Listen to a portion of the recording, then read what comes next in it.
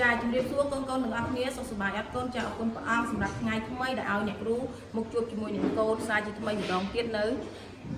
មេរៀនណាទី1អញ្ចឹងថ្ងៃនេះយើងនឹងរៀនពីមេរៀនទី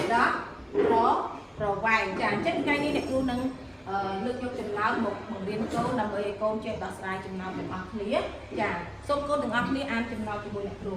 ទាំងអស់គ្នាគ្រូសាវិចិត្របានធ្វើដំណើរឡើងភ្នំមួយដែលមាន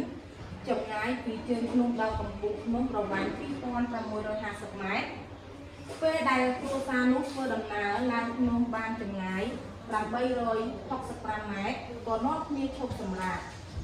តើនៅសល់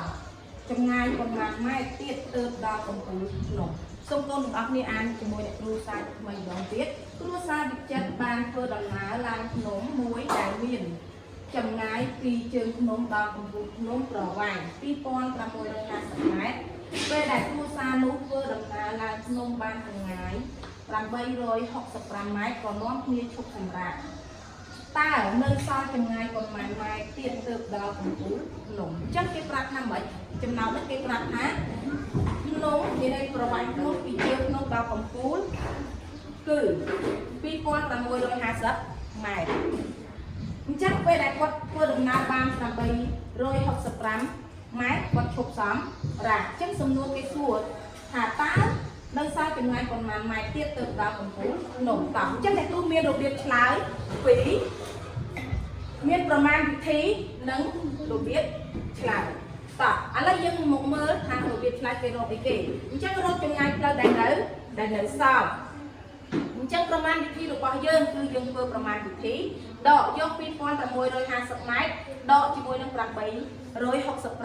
ម៉ែត្រតោះចាប់តាមដកជាមួយអ្នកគ្រូអញ្ចឹងយើងដឹងហើយវិធីដកយើងត្រូវសរសេរលេខតាមខ្ទង់ហើយដកតាមខ្ទង់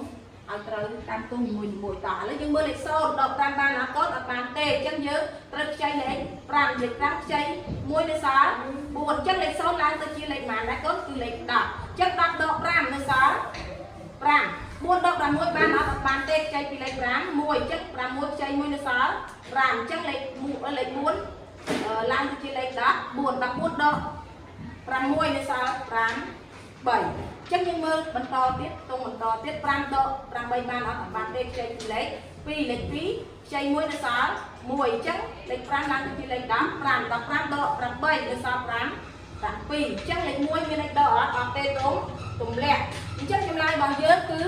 នៅសល់ណា1785 ម៉ែត្រទៀតទៅដល់កំពូលភ្នំអញ្ចឹងយើងដាក់មកកន្លែងជួរដីនេះនៅកន្លែងរបៀបឆ្លើយចុះឃើញចំនួន1785ម៉ែត្រចាអញ្ចឹងយើងឆ្លើយថានៅសល់ចម្ងាយផ្លូវ1785 ម៉ែត្រ